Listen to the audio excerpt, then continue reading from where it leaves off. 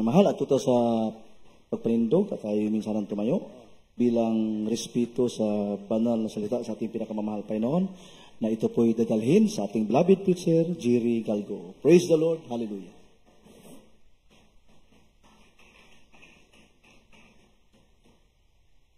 God bless you po, beloved preacher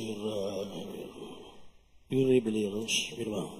Tayo po ay manalangin sa ating dakilang Diyos. Singgit, minamahal. Hallelujah! Opo, mahal na Panginoon, sa oras na ito, maraming salamat sa pagkakataon ibigay mo sa amin sa araw na ito, mahal na Panginoon. Nandito po kami nagkatipon-tipon para sambahin ka, pakinggan ang banal mong salita. Kami po ay nanalangin sa oras na ito sa dalangin, mahal Pastor. Patawarin mo ang bawat isa sa amin, mahal na Panginoon. At langisan mo ang banal mong salita at pagpalain mo kaming lahat. Lalo sa aming mga beloved Wikas Bill na Lord ngayon, mahal Panginoon, ikaw po ang mabigay na pagpapala sa kanila. At sa aming lahat, mahal na Panginoon. Hallelujah. Ikaw po ay magpuno sa aming pangangailangan sa oras na ito. Mahal Panginoon, ako po ay nanalangin sa iyo, tulungan mo ako, mahal na Panginoon. Wala ako'y magawa, wala ikaw sa aking buhay. Ikaw magbigay ng karunungan, Panginoon. Ibuhos mo ang banal na presensya sa oras na ito. At aming sinasaway, hallelujah, ang distraction, hallelujah, sa gawa ng kaaway, mahal na Panginoon, hallelujah.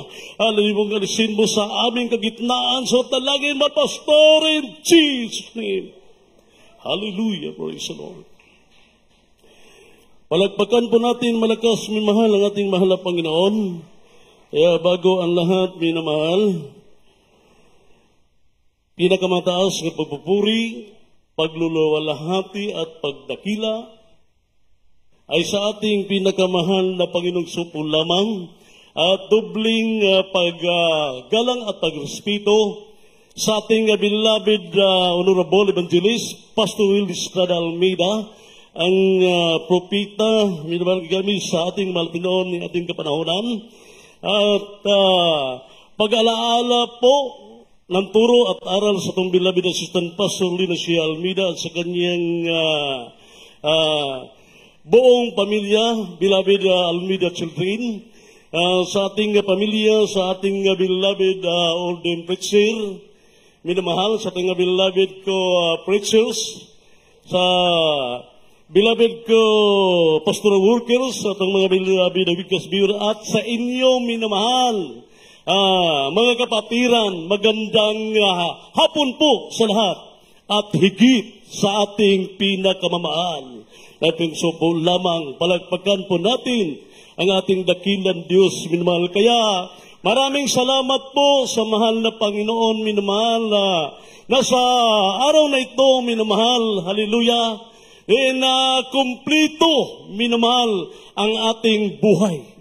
Dahil di natin mapigilan minamahal, hallelujah, ang banal na presensya sa ating mahal na Panginoon na pumapasok minamahal sa ating puso minamahal. Kaya grabe minamahal ang kagalakan ng ating naramdaman sa araw na ito. Kaya mapalad tayo, mga beloved ko, kapatiran sa ating mahal na Panginoon. Palagpakan po natin ang mahal Panginoon.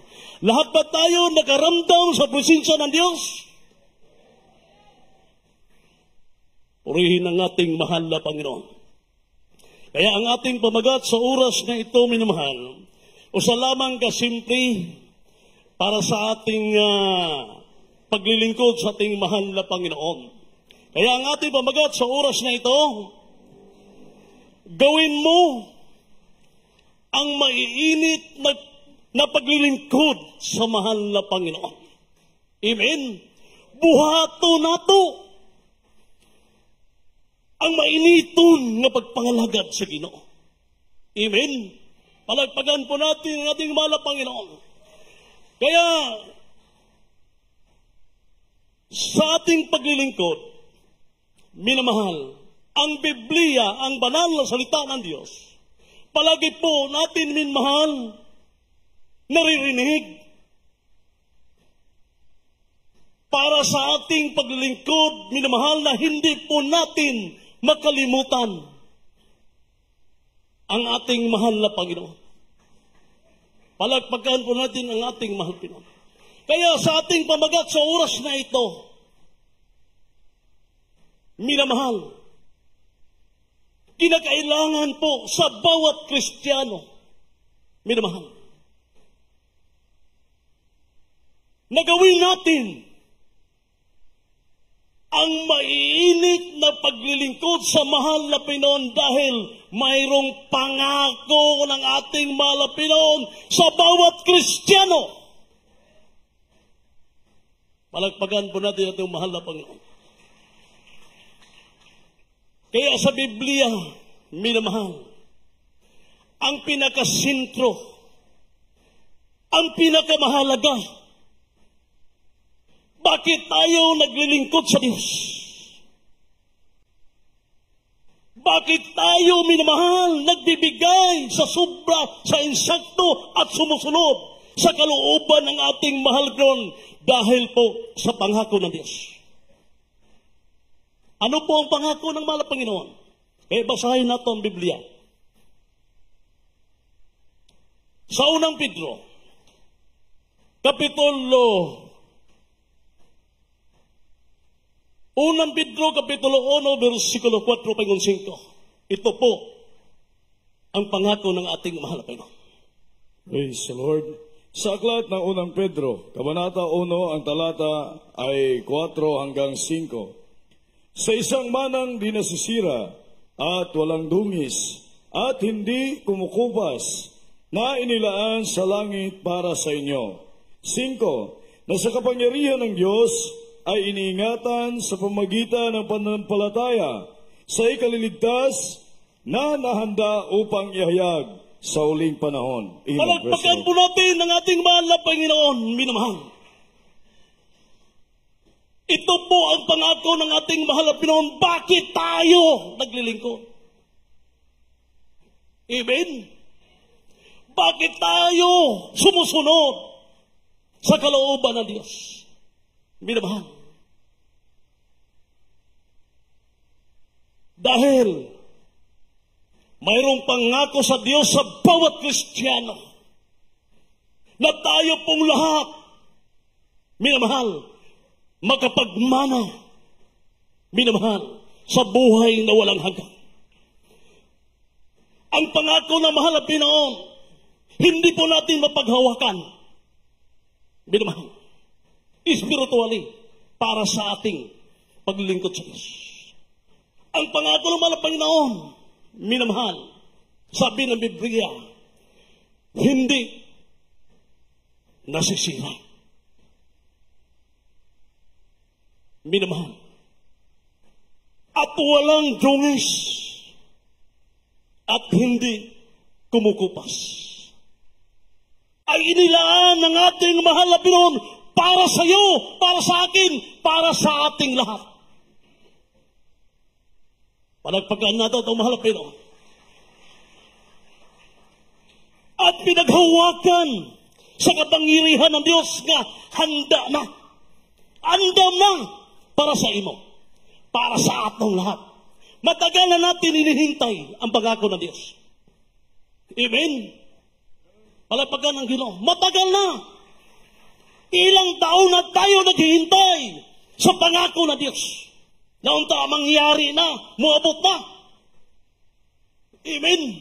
Para kumplito ang ating kagalakan, kasiyahan, at kasama na natin ang ating mahal na Panginoon.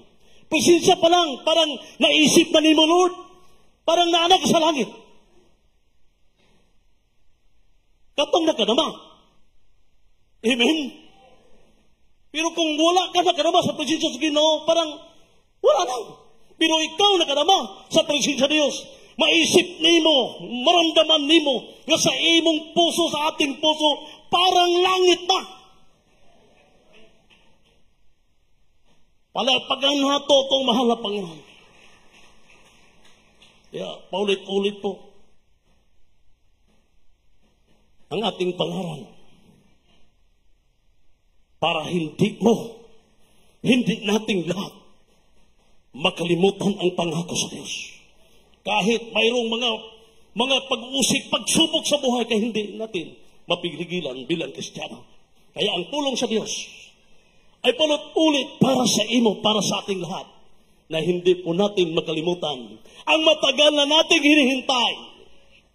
Ang pangako sa Diyos, kinabuhing walay katapusan. Palagpakan na Ginoo. Kinabuhing walay katapusan. Kaya sa libro sa Daniel, minamahal, nakasulat, minamahal, na kailangan sa bawat Kristiyano nga naglilingkod sa ating mahal na Panginoon, kailangan, minamahal, magpatuloy sa paglilingkod hanggang mangyari ang katapusan.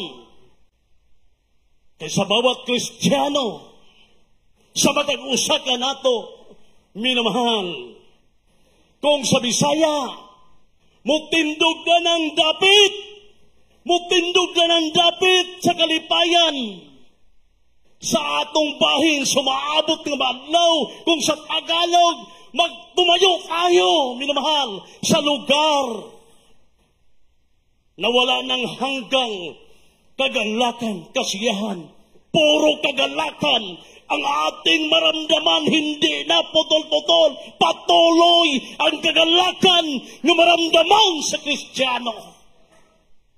Grabe ang pangako ng Diyos.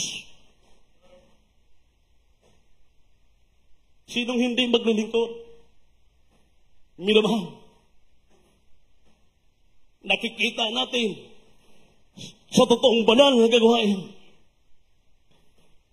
Mismo tayo nagpatotoo na hindi po tayo pinabayaan ng Diyos. Sa mga kahirapan, mga disgrasya, grabe ang proteksyon sa Diyos sa ato.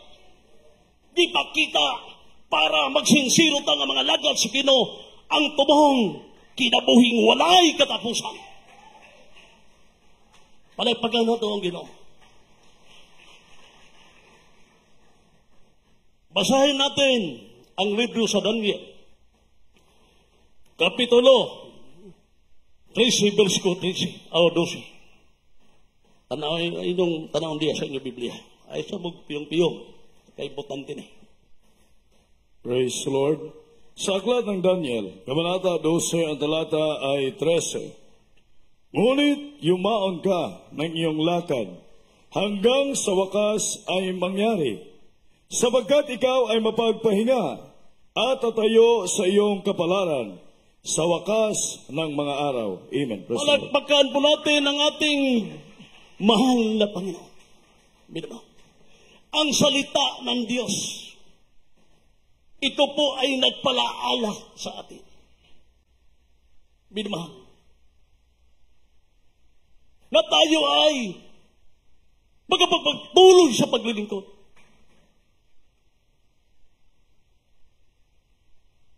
Sabi ng Biblia, mubot ang katapusan. Nga kita, mupahulay, mupahinga, mutindog, na ng lugar, minamahal, na walang hanggang kasiyahan, kagalakan, kasama na to ang Diyos. Palapakan ang mahal na Panginoon. Walay laing lugar, minamahal, na ating pupuntahan. Langit. Palagpagan na totoong mahal Panginoon. Tayo po ay lumalakad sa lunsay Bulawan. Amen. Tinuod, totoo po ang nakasulat sa Biblia. Nang ating mahal at Panginoon nagtawag sa atin, nagpili sa atin para mayaman. Mayaman. Palagpagan na totoong mahal at Panginoon. Mayaman tayo. Dahil ang ating tahanan, matagal na natin hinihintay. Lunsay Bulawan. Tayo po ay lumalakad sa bulawan na inilaang sa Diyos sa maiinit na Kristiyano na hindi umaatras. Malapagka natutumal ko.